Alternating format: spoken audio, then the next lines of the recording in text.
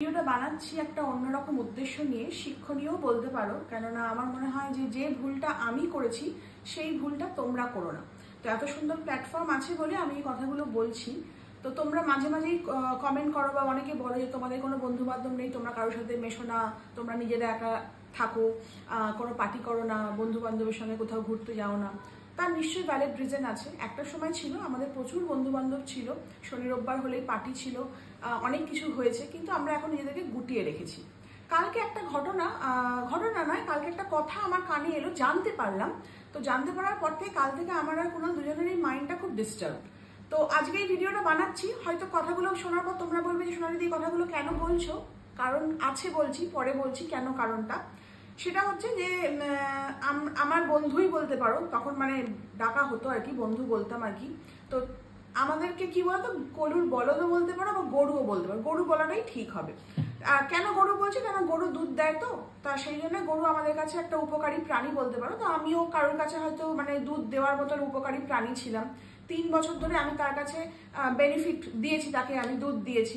কিন্তু 3 বছর পর যখন আমি দুধ দেওয়া বন্ধ করে দিলাম আর তার কাছ থেকে আমি বেনিফিট সে আমার থেকে পাওয়াটা বন্ধ হয়ে গেল, তখন কি করে তার সাথে কোনো মনোমালিন্য নয়, কোনো ঝগড়া নয়, কোনো বিবাদ নয়, কিছু নয়, হঠাৎ করে আমাদের সঙ্গে মেলামেশা কথাবার্তা বন্ধ হয়ে যায়।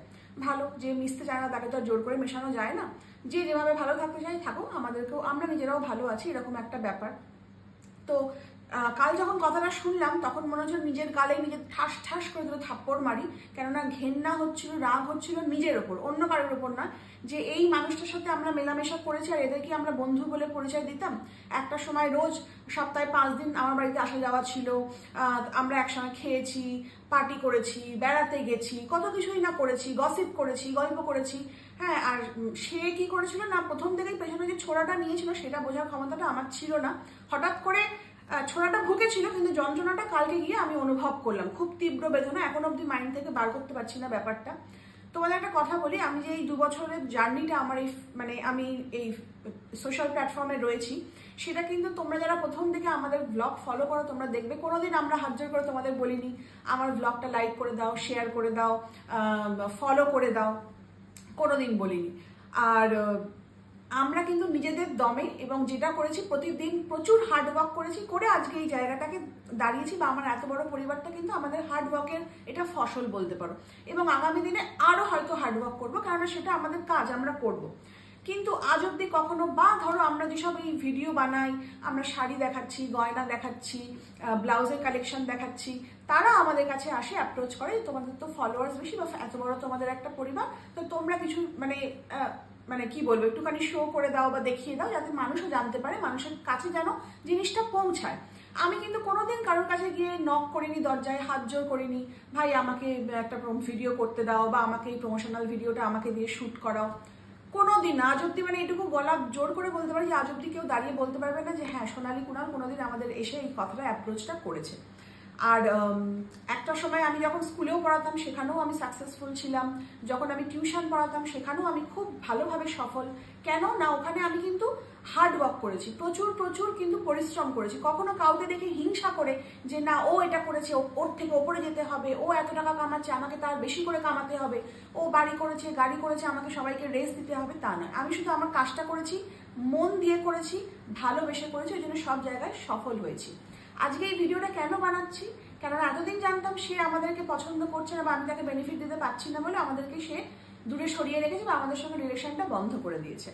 কিন্তু এখন জানলাম যে না, সে তো আমাকে আরো বেশি করে মানে করছে না, আমার প্রত্যেকটা ভিডিও বলো, প্রত্যেকটা আমার কার্যকলাপ, প্রত্যেকটা আমার মুভমেন্ট সে ফলো করছে। এবং এই খবরটাও পেলাম যে যাদের সাথে আমি কাজ করে আসছি, এত ভিডিও বানাচ্ছি বা যেসব জায়গাগুলো আমি তৈরি আমাকে দিয়ে তারা কাজ করাচ্ছে, সে কি করছে না, তাদের কাছে পৌঁছে যাচ্ছে এবং সেখানে গিয়ে তাদের কাছে দরজা নক করে করে বলছে আমাকে কাজ দাও, আমাকে দিয়ে ভিডিও করাও। সেটা অবধিও ঠিক ছিল, বাহ ভালো কথা। তো যদি কাউকে দেখে যদি কেউ ভালো করতে চায়, উন্নতি করতে চায়, গুড, করুক, এটা তো খুব ভালো কথা, তাতে আমার কোনো হিংসা নেই, দুঃখ নেই, রাগ নেই, কিচ্ছু নেই। কিন্তু কথাটা হচ্ছে যে আমার কাঁধে কেন বন্দুকটা রেখে, না সোনালি কুণালকে দিয়ে তোমরা ভিডিও করাচ্ছ, সোনালি কুণালের থেকেও আমি ভালো ভিডিও করতে পারবো, সোনালি কুণালের থেকেও ভালো অস্ত্রশস্ত্র ব্যবহার করে আমি লোকের কাছে যেতে পারবো। এই যে দরজাটা, সেটা সোনালি কুণালের দরজা দিয়েই কেন ঢোকা? নিজে হার্ডওয়ার্ক করো, নিজে পরিশ্রম করো, নিজের দরজাটা নিজেই তৈরি করো, সেই দরজা দিয়ে তুমি মানুষের কাছে পৌঁছাও, ভালো কথা। সেটাও করে দেখো। কিন্তু এই যে এত মানুষের যে ভালোবাসা, এত মানুষের যে রোজ ব্লেসিংস, আশীর্বাদ, সেটাও সোনালী কুণালের মতন পেয়ে দেখাও। কেননা হিংসা করে আর রেশারেশি করে কোনোদিন এই জায়গাটা যাওয়া যায় না। আর একটা কথা বলে দিই, ওপর থেকে কিন্তু সব দেখছে, এটা মাথায় রাখাটা খুব দরকার।